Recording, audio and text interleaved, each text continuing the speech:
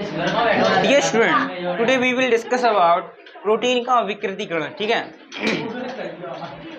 Protein का विकृतीकरण। देखो,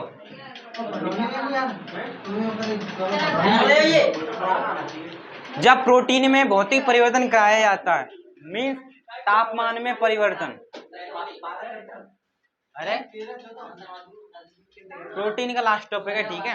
देखो, जब प्राकृतिक प्रोटीन में भौतिक परिवर्तन किया जाता है, भौतिक परिवर्तन मतलब तापमान में परिवर्तन, ठीक है। हाँ, और रासायनिक परिवर्तन मतलब क्षार मिला दो या अम्ल मिला दो। तो जैसे यहाँ प्रोटीन में क्षार या अम्ल मिलाओगे या उसको गर्म करोगे तो उसकी जो सक्रियता है, प्रोटीन की सक्रियता, प्रोटीन अपनी सक्रियता क्या कर देगा, खो देगा। समझ रहे हो, एक्टिविटी उसकी एकदम, उसकी मतलब अपनी संरचना खो देगा। उसकी संरचना मान लो पहले गोल थी तो बिगड़ जाएगी। समझ रहे हो। हाँ, हाँ, वही अंडे का गर्म, अंडे को उबालना, हाँ, अंडे को उबालना विकृतीकरण का ही उदाहरण है, ठीक है। तो मैं लिख रहा हूँ, देख लो, सीधी सी बात है, याद करने वाली बात है। जब प्राकृतिक प्रोटीन में भौतिक परिवर्तन, जब प्राकृतिक प्रोटीन में भौतिक परिवर्तन किया जाता है, जैसे कि ताप में परिवर्तन, जैसे ताप में परिवर्तन,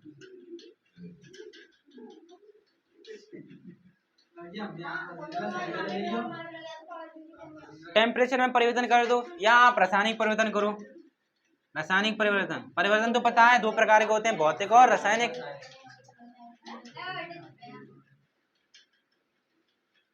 रासायनिक परिवर्तन जैसे रासायनिक परिवर्तन जैसे क्या करना आपको, अम्ल मिला दो, उसमें अम्ल मिलाना या क्षार मिलाना या पीएच मान बदल दो उसका, ठीक है, मिलाना। इससे क्या होता है, इससे प्रोटीन अपनी सक्रियता खो देता है, सक्रियता खो देता है। ऐसे ही क्या बोलते हैं, प्रोटीन का विकृतीकरण कहते हैं।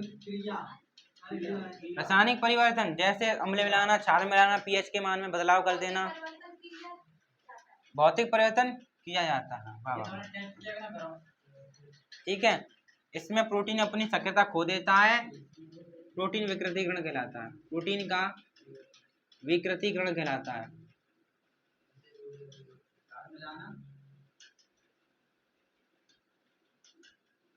जैसे कि एग्जाम्पल हो गया आपका, हाँ, उदाहरण हो गया आपका अंडे का उबलना। पहले अंडा था, अंडे में कौन सी प्रोटीन होती है, एल्ब्यूमिन प्रोटीन। अभी लिखाएंगे कि उनमें क्या क्या प्रोटीन होती है।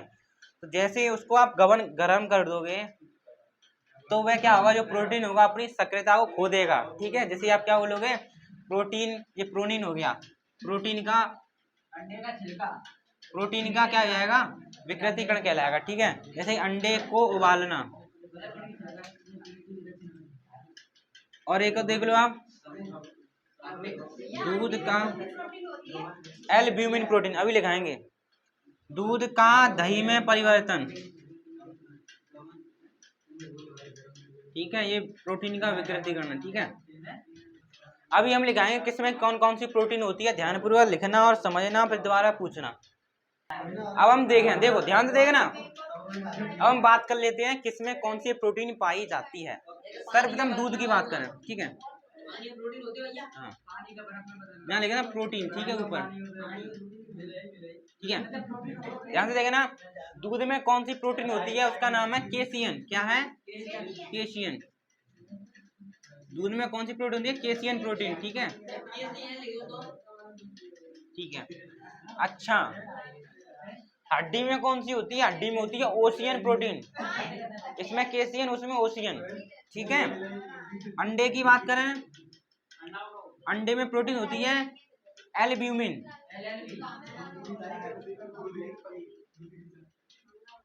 एल्ब्यूमिन प्रोटीन, ठीक है। Albumin protein. ब्लड में क्या होती है? ब्लड, ब्लड यानी खून। खून में प्रोटीन होती है आपकी ग्लोबिन, ग्लोबिन प्रोटीन। हाँ, उसमें प्रोटीन होती है रुधिर, ब्लड, खून। उसमें कौन सी होती है? ग्लोबिन प्रोटीन, ठीक है, ग्लोबिन प्रोटीन। अच्छा, ग्लोबिन का लो, बीन देख लेना, ठीक है। अनाज की बात करें, अनाज, अनाज यानी इंग्लिश में क्या बोलते हैं अनाज को? बीट, बीट, WHEAT है। इसमें होती है आपकी gluten protein, gluten, gluten protein, gluten protein. नहीं, इसमें प्रोटीन पाया जाता है, ठीक है। आपने सुना नहीं है? ब्लड के दो पार्ट होते हैं, एक प्लाज्मा, एक रक्त कणिकाएं। प्लाज्मा आपकी क्या होती है? प्रोटीन युक्त होती है, रंगहीन होती है, पीएच वैल्यू को मेंटेन रखती है।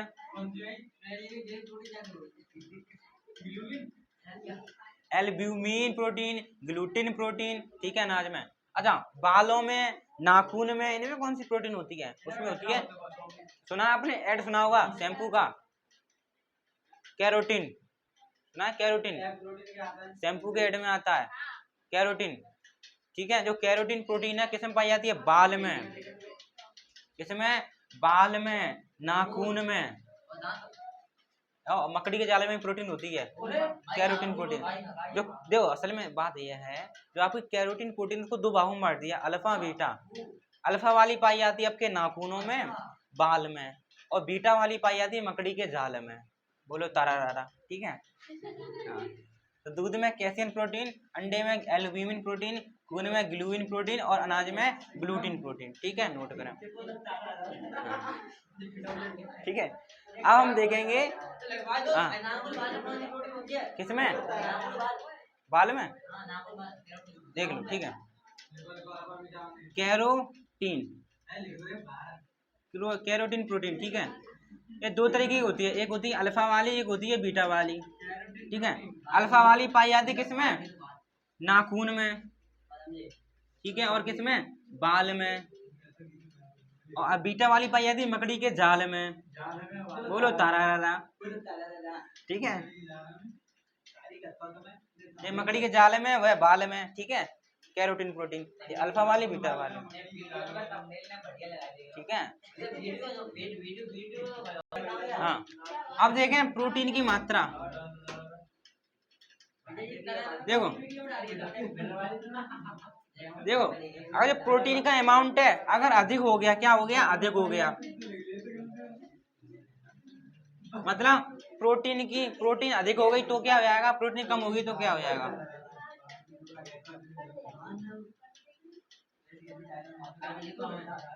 प्रोटीन की,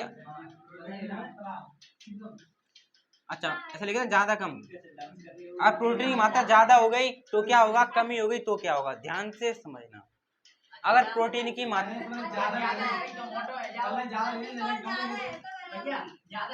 अब सही है, अब ठीक है। अगर प्रोटीन ज्यादा हुई तो क्या होगा?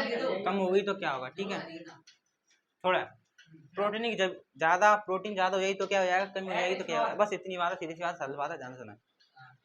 अगर प्रोटीन की मात्रा ज्यादा हो गई तो किडनी खराब, किडनी खराब, किडनी खराब, समझे?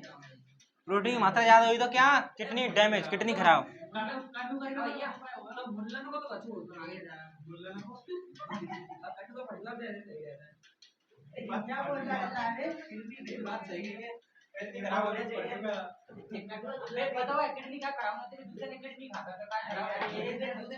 हाँ, अगर प्रोटीन की मात्रा अधिक हो गई, अमाउंट ज्यादा हो गया तो किडनी डैमेज हो जाएगी, किडनी खराब।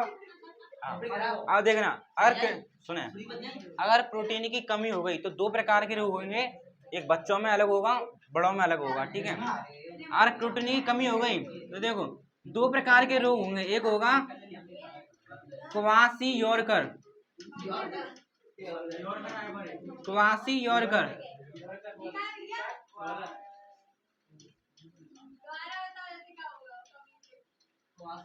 ठीक है। अगर कमी होगी तो दो प्रकार ही होंगे, एक होगा क्वासी यॉर्कर, एक होगा मरास्म, ठीक है। क्वासी यॉर्कर और मरास्म, ठीक है। ये होगा बच्चों में यानी चाइल्ड में, ठीक है।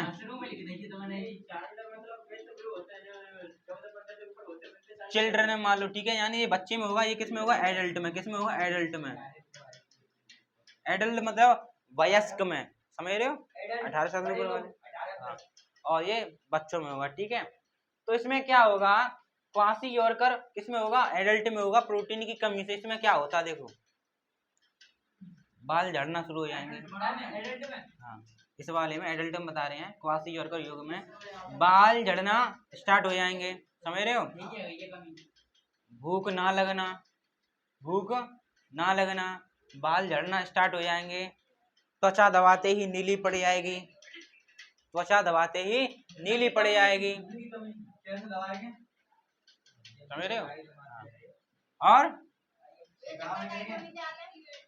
चक्कर, हाँ।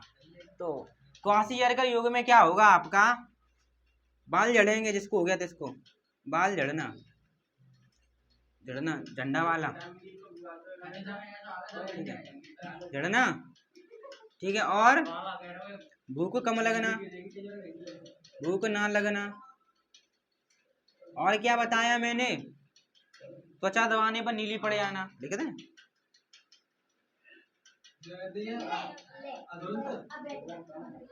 भूख लगना ना लगना, एडल्ट, ADULT, एडल्ट, अरे हिंदी में लिख लो, वयस्क। त्वचा दबाने पर नीली पड़ना, ठीक है। अच्छा, बच्चे में क्या हो जाएगा, मरासू रोग में उसके शारीरिक और मानसिक विकास में क्या होगी, कमी होगी, समझ रहे हो। उसके भी बाल झड़ेंगे, बाल गायब हो जाएंगे उसके भी, उसको भी भूख नहीं लगेगी, समझ रहे हो। इसमें भी क्या होगा, भूख ना लगना, भूख ना लगना। बाल भी इसमें क्या है, बाल गायब हो जाएंगे, इसमें तो बाल झड़ जाएंगे, बाल गायब मतलब बाल झड़ जाएंगे, सीधी सी बात है। और बाल गायब, भूख ना लगना, और उसके शारीरिक और मानसिक क्षमता क्या हो जाएगी, कम हो जाएगी, सीधी सी बात है, मतलब समझ रहे हो। भूख नहीं लगेगी, बाल गायब हो जाएंगे, मतलब बाल इसमें भी झड़ जाएंगे। और देखें, और जो बच्चा है वह पतला हो जाएगा, मतलब शरीर पतला हो जाएगा, ठीक है। इसमें क्या आएगा, शरीर पतला हो जाएगा, ठीक है, शरीर पतला।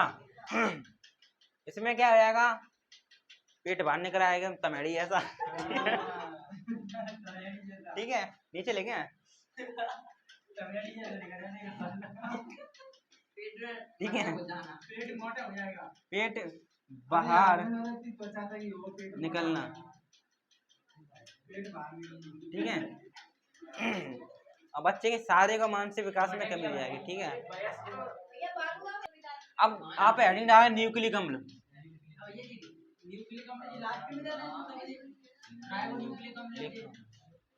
भैया न्यूक्लिक अम्ल सही है, सही है न्यूक्लिक अम्ल।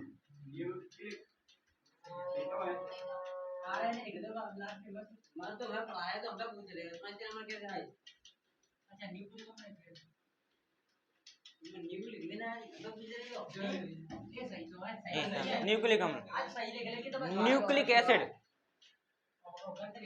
यानी वह अम्ल जो न्यूक्लिक में पाया जाता है, न्यूक्लिक अम्ल कहलाता है। न्यूक्लिक यानी ना, ठीक है, हिंदी बोलते हैं नाभिकीय अम्ल, न्यूक्लिक यानी नाभिक, नाभिकीय अम्ल भी बोल देते हैं। नाभिक में पाए जाने वाला अम्ल नाभिक अम्ल कहलाता है, या न्यूक्लिक में पाए जाने वाला न्यूक्लिक अम्ल कहलाता है, ठीक है। देखो अम्लीय तो उसकी प्रकृति कैसी होगी, क्षारीय क्या उदासीन, तो अम्लीय, तो आप लिखना कैसा होगा, आप लिखना यह अम्लीय प्रकृति का होता है, हाँ, यह अम्लीय प्रकृति का होता है। कैसा होता है? यह अम्लीय प्रकृति का होता है, ठीक है। यह केंद्रक में पाया जाता है, केंद्रक यानी न्यूक्लिक, ठीक है। यह केंद्रक में पाया जाता है, न्यूक्लिक अम्ल कहलाता है, न्यूक्लिक अम्ल कहलाता है, ठीक है।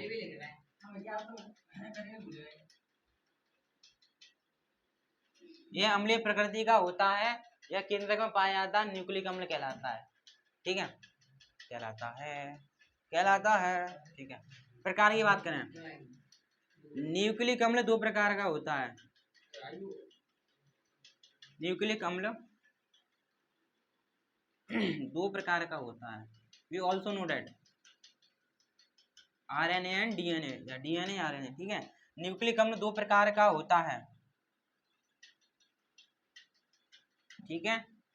पहला है आपका DNA, अरे अरे एक लाइन छोड़ दी होगी। न्यूक्लिक अम्ल की खोज के बारे में बात करें, इसकी खोज किसने की? एक वैज्ञानिक था फ्रेडरिक मिसर, ठीक है। हाँ, तो खोज लिख लेना कुंडी में। खोज किसने की? फ्रेडरिक मिसर, ठीक है। फ्रेडरिक मिसर ने न्यूक्लिक अम्ल की खोज की मवाद कोशिकाओं में, ठीक है। हाँ, मिसर फ्रेडरिक मिसर, उसी में केंद्रक खोजा गया, उसी में न्यूक्लिक अम्ल की खोज हुई, ठीक है। मिसर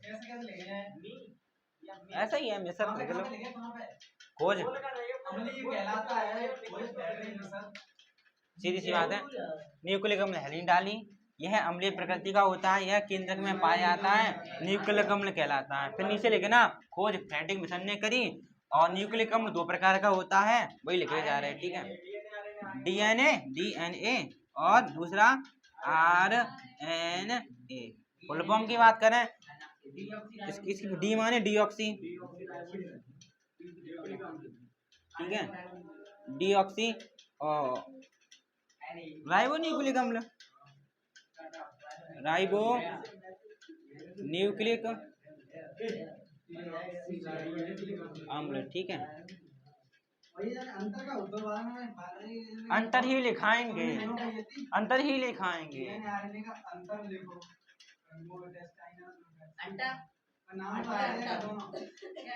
अंतर लिखाएंगे, ठीक है। इसका फुल फॉर्म होगी राइबो न्यूक्लिक अम्ल,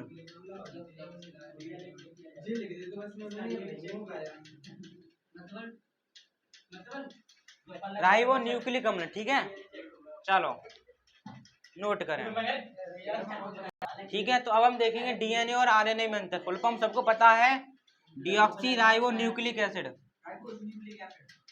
राइबो न्यूक्लिक अम्ल या एसिड, ठीक है। पहला अंतर ये है, एक एक अंतर को अच्छे से समझेंगे, ठीक है। ज्यादा डिटेल में हमने पढ़ा नहीं है, जो हाई स्कूल स्तर का है वही छाप दें, ठीक है। यहाँ पर समझो, ठीक है।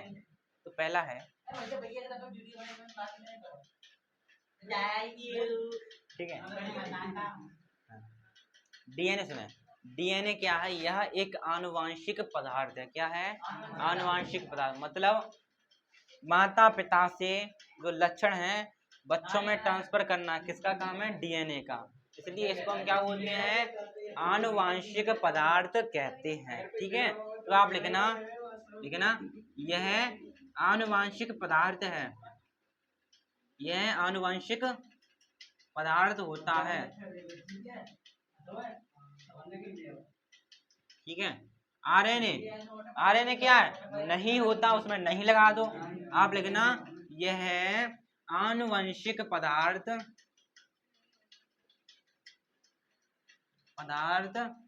नहीं होता है,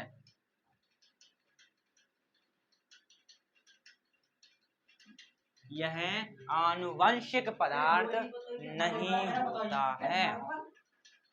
दूसरा देखना, DNA कहाँ पाया जाता है? मुख्यतः देखो, DNA की मुख्यतः बात करें तो यह आपका केंद्रक में पाया जाता है। किसमें पाया जाता है? केंद्रक में।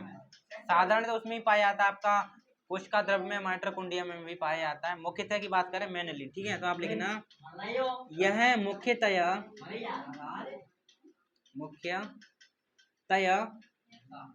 केंद्रक में पाया जाता है, केंद्रक में पाया जाता है, ठीक है। और उसमें बात करें आरएनए कहाँ मिलेगा आपका, यह मुख्यतया कोशिका द्रव्य में, कहाँ पर, यह मुख्यतया कोशिका द्रव्य में, कोशिका द्रव्य में पाया जाता है। कहाँ पाया जाता है, यह मुख्यतया कोशिका द्रव्य में पाया जाता है। मेनली मुख्यतया, अरे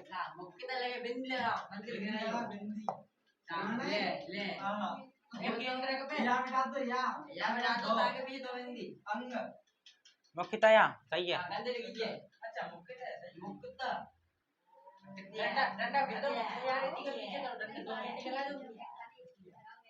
अपनी कॉपी पे सुधार करें, ठीक है।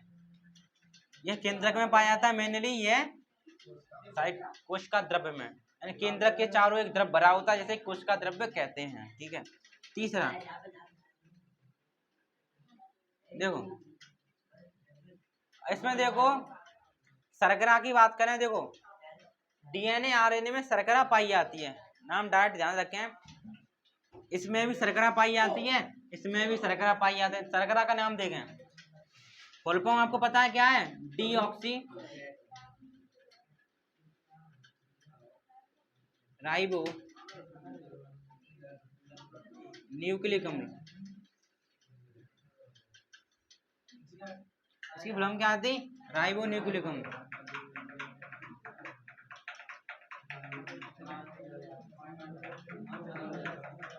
ठीक है। तो डीएनए आरएनए में क्या पाई जाती है, शर्करा पाई जाती है। उस शर्करा का नाम सुने आप, लिखना इसमें 2-डीऑक्सी, हाँ, इसमें 2-डीऑक्सी राइबोज शर्करा पाई जाती है, हाँ, वाह, पाई जाती है, ठीक है। तीसरे नंबर में बात करें, इसमें राइबोज शर्करा पाई जाती है, इसमें राइबोज शर्करा पाई जाती है, पाई जाती है, ठीक है। इतना नोट कर, तब तक इनके में मार्कर डाला जाएगा। तो हम डीएनए और आरएनए में नाइट्रोजन क्षार की बात करें, देखो तो डीएनए में आपकी जो नाइट्रोजन क्षार है ये होती है एडेनिन, ग्वानिन, साइटोसिन और थाइमिन। ये किसमें पाई जाती है, डीएनए में। आरएनए में क्या होता है अभी देखेंगे, ठीक है। इसमें लिख लो आप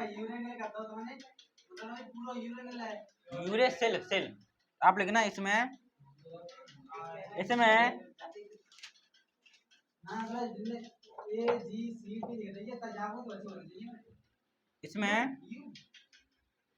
एडेनिन,